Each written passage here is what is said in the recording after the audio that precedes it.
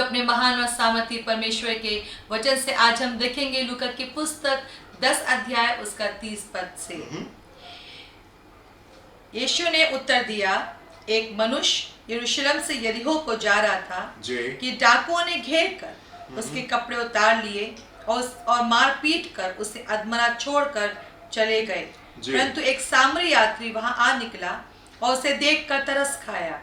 उसने उसके पास आकर उसके घावों पर तेल और दाखरस डालकर पट्टियां बांधी और अपनी सवारी पर चढ़ाकर सराय में ले गया और उसकी सेवा टहल की। जी मेरे प्रिय, आप कभी कोशिश कीजिएगा कि किसी इंसान को आप यरूशलेम पहुंचाएं और आप जानने पाएंगे कि ये कार्य आसान नहीं होता। आप कोशिश कीजिएगा कि किसी इंसान को आप परमेश्वर की उपस्थिति तक के लीड करने पाए, वहां तक के पहुंचाने पाए, और आप समझेंगे कि ये चीज़ें आसान नहीं होती। किसी को उसके पाप से बाहर निकालने के में, उनकी गलत आदतों से, बुरी चीज़ों से बाहर निकालना और प्रभु की उपस्थिति तक के उनको पहुंचाना, ये आसान नहीं होता है। मेरे प्रभु, जो कीमत प्रभु यीशु मसीह ने हमारे छुटकारे के लिए दी है, उसकी तो कोई तुलना ही नहीं है। हम उसको तो कभी मेजर नहीं कर सकते, हम उसको कभी नहीं नापने पाएंगे। मेरे प्रियो, जो कीमत प्रभु यीशु ने हमारे छुटकारे के लिए दी है और जो कीमत पिता ने हमारे छुटकारे के लिए दी है, मेरे प्रियो, यरूशलेम में पहुंचाना, प्रभु की उपस्थिति तक किसी को पहुंचाना, ये आसान नहीं होता है। बड़ी अजीब सी बात होती है मेरे प्रियो कि कई बार लोगों को यरूशलेम पसंद नहीं आता है। बड़ी अजीब सी बात होती है कि लोगों को प्रभु की उपस्थिति अच्छी नहीं लगती, वहां पे संतुष्टि को नहीं प्राप्त कर पाते, वहां पे खुशी को प्राप्त नहीं कर पाते और बाहर झांका ताकी शुरू कर देते, बाहर की चीजें देखना शुरू कर देते। बड़ी स्ट्रेंज, बड़ी अजीब सी बात है मेरे प्रियो।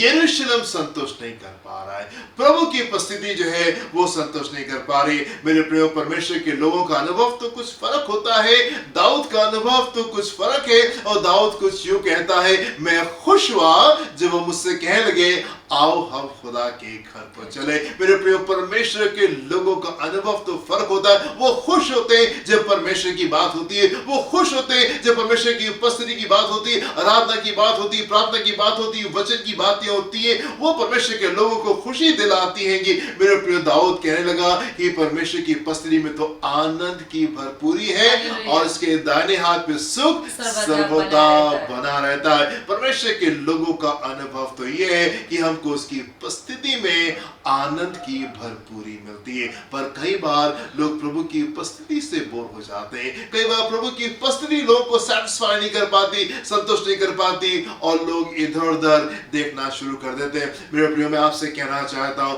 आप अपने जीवन में झांक करके देखें, अगर प्रभु की उपस्थिति आपको आनंद से नहीं भरती है तो ये गंभीर लक्षण है, ये गंभीर लक्षण है। अगर आप आनंदित नहीं होते, अगर आप खुश नहीं होते परमेश्वर के वचन को पढ़ने से, आराधना करने से, गीतों को गाने से, परमेश्वर की नजदीकी में आने से, प्रार्थना करने से, उपवास रखने से, मेरे प्रिय, अगर ये बातें आपको आनंद से नहीं भरती तो ये गंभीर लक्षण है, ये गंभीर लक्षण है। और मैं आपसे ये भी कहना चाहता हूं कि आप ध्यान दें अपने परिवार के लोगों के ऊपर। अगर उनके जीवन में परमेश्वर का आनंद मिसिंग है, अगर उनके जीवन में परमेश्वर की बातों में उनको आनंद नहीं मिल रहा है, तो ये गंभीर विषय है, ये गंभीर विषय है। आप अपने परिवार के लोगों के लिए सीरियसली प्रार्थना करें। अगर आप पाते हैं कि उनको वचन पढ़ना अच्छा नहीं लगता, अगर उनको आराधना करने अच्छी नहीं लग रही है, अगर परमेश्वर के साथ समय बिताना अच्छा नहीं लग रहा है, तो ये गंभीर लक्षण है, ये गंभीर लक्षण है। अगर आज आपको उसकी उपस्थिति नहीं भा रही है, अगर आज उसकी उपस्थिति आपको सेटिस्फाई नहीं कर रही है, अगर आज उसकी उपस्थिति में आपको आनंद प्राप्त नहीं हो रहा है, कल आप झांकना शुरू करेंगे बाहर की ओर और उसके बाद में आप अपने आप को यरूशलेम से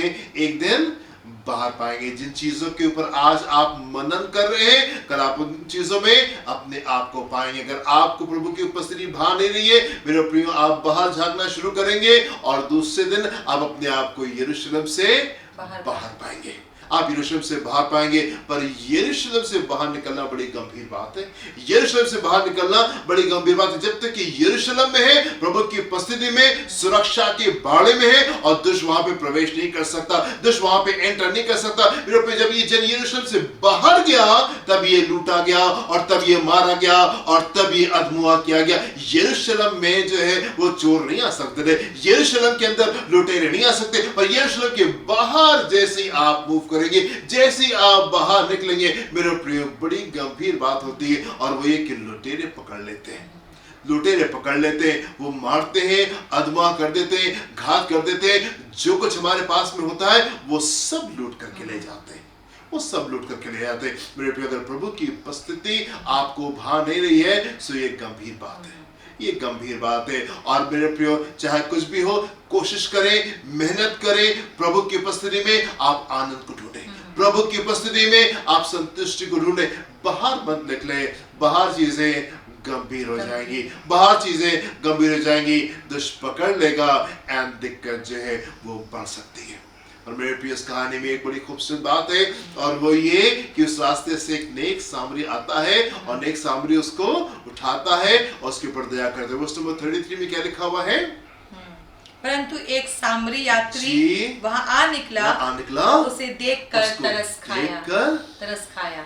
उसको देख के तरस खाया। मेरे प्रिय, जब मैं इस कहानी को पढ़ता हूँ तो मुझे लगता है कि ये इनकम्प्लीट स्टोरी है, ये अधूरी कहानी है, क्योंकि यहाँ पे ऐसा लिखा हुआ है कि एक बार नेक सामरी आता है और उसको उठा करके वापस पहुंचा देता है। पर मेरे प्रिय, ये काम तो परमेश्वर बार बार करते हैं, ये काम तो बार बार करते हैं। बार बार प्रभु हमको यरूशलेम पहुंचाते हैं, और हम बार बार वहां से बाहर निकल आते हैं। एंड फिर प्रभु आते और हमको अधमुआ पाते, और फिर उठाता है, और फिर हमको वापस वो यरूशलेम में पहुंचाता है, और फिर हम बाहर निकल आते हैं। ये काम तो हम बार बार कर रहे होते हैं। क्या ही खूबसूरत बात है मेरे प्रियो, क्या ही खूबसूरत बात है कि उसकी मोहब्बत हमको बार बार ढूंढ लेती है, उसकी मोहब्बत हमको बार बार ढूंढ लेती है। हम बार बार बाहर निकलते, हम बार बार नाफरमानी करते, हम बार बार अनाज्ञाकारिता करते, हम बार बार कुछ ऐसे कामों को करते जो परमेश्वर को दुख दिलाते, उसको रिस्क दिलाते, उसको दुख पहुंचाते। लेकिन उसकी उपस्थिति बार बार हमको ढूंढ लेती है, उसकी मोहब्बत बार बार हमको ढूंढ लेती है। परमेश्वर बार बार हमको ढूंढ लेता है, और हम पे तरस खाता है, और हमको उठा करके वापस अपनी उपस्थिति में वापस लेके आ जाता है।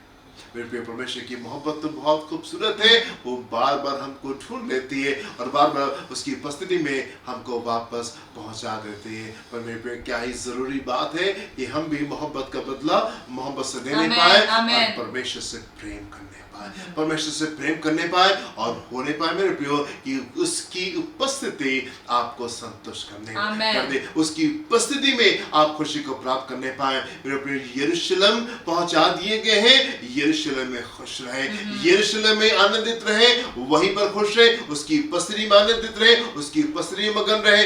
बाहर झांकने की कोशिश मत कीजिए, बाहर झांकने की कोशिश मत कीजिए, और गौर करिए, अगर आपके परिवार का कोई जन, अगर आपके जान पहचान का कोई जन अगर प्रभु की उपस्थिति में वो आनंद को नहीं पा रहा है, ये गंभीर बात है।